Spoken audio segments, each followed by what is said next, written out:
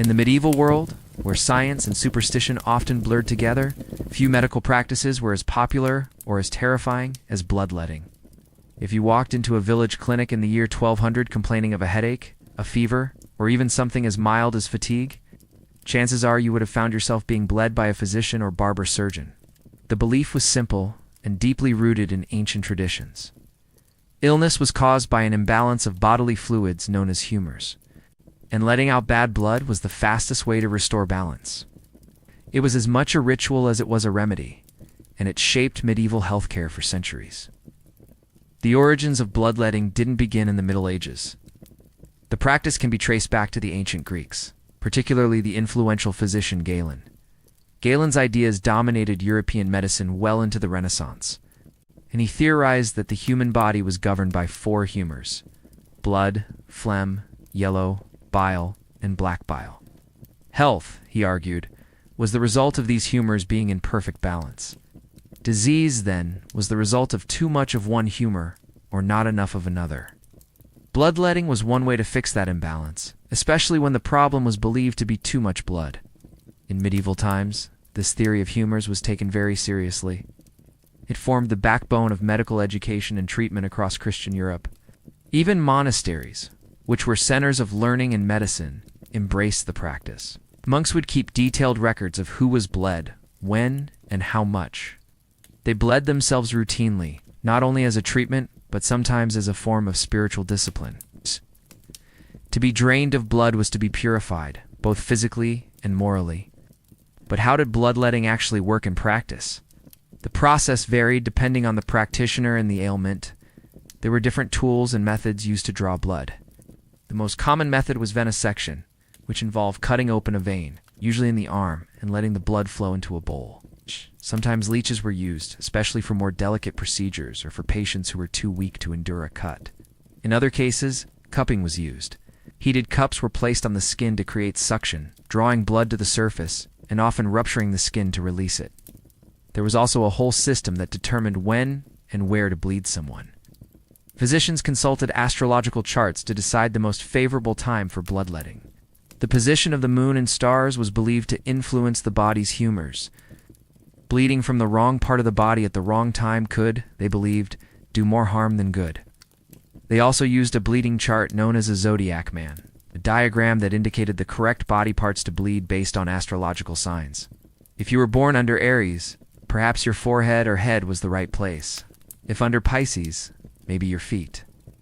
Despite the lack of scientific grounding, bloodletting was used for just about every imaginable illness.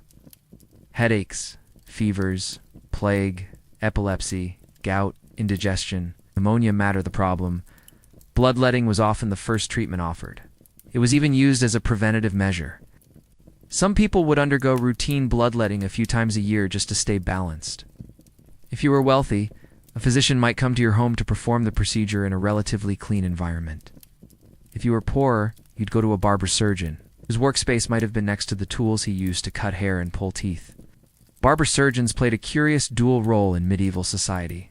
Not only did they cut hair and trim beards, but they were also responsible for minor surgical procedures like bloodletting and lancing boils. You could recognize their shops by the familiar red and white striped pole, symbol that likely originated from the blood-stained bandages they hung outside to dry.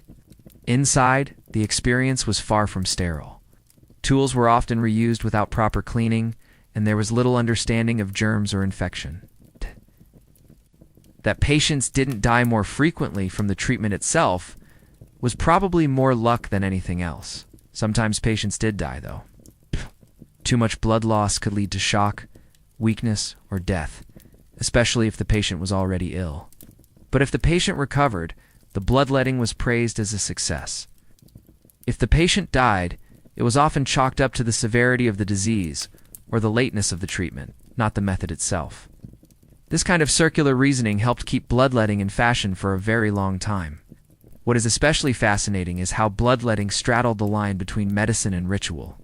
It was not just about science, or what little science they had. It was about symbolism, belief, and the idea of expelling evil from the body. Just as confession was meant to cleanse the soul, bloodletting was meant to cleanse the body.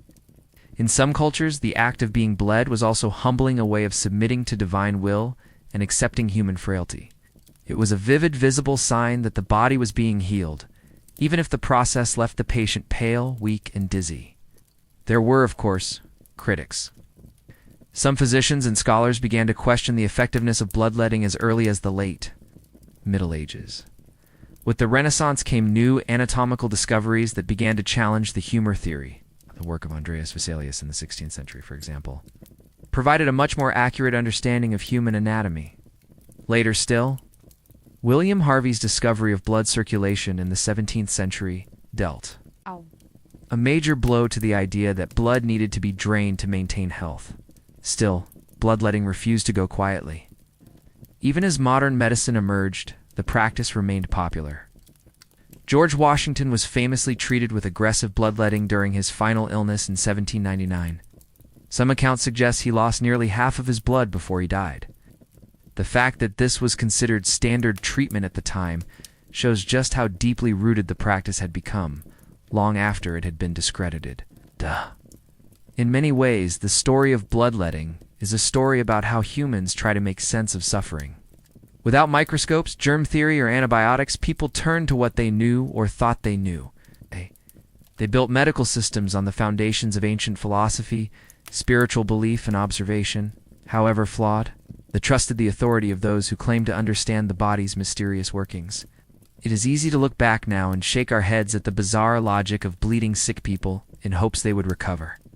But if you lived in a medieval village and your child developed a fever, you probably would not have questioned the physician who prescribed bloodletting, would have clung to the hope that the ritual, however strange, might help.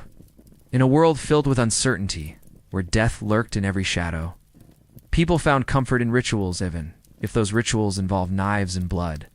Today, bloodletting is a relic of the past, though it still exists in limited forms in modern medicine for very specific conditions, such as hemochromatosis. We now have a far more accurate understanding of disease and far better tools to treat it. But the legacy of bloodletting lingers.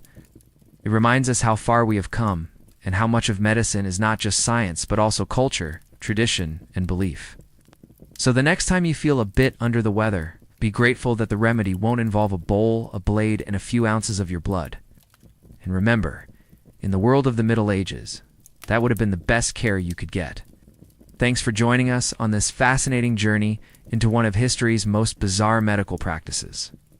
Bloodletting might seem shocking now, but in the Middle Ages, it was considered a vital cure for everything from headaches to the plague. It's hard to imagine trusting a treatment that involved knives, leeches, or heated cups. But for centuries, people genuinely believed it was the key to restoring balance and health. In a world without antibiotics or understanding of germs, it was their best hope, even if it often did more harm than good. History like this reminds us just how far medicine has come and how deeply human belief and tradition influence what we consider healing. Bloodletting may be behind us, but its story lives on as a symbol of our endless struggle to fight illness with whatever knowledge and tools we have at the time. If you enjoyed this deep dive into medieval medicine, make sure to like, share, and subscribe for more strange and surprising stories from history. And leave a comment below. Would you have been brave enough to try bloodletting back then? Until next time, stay curious and stay healthy.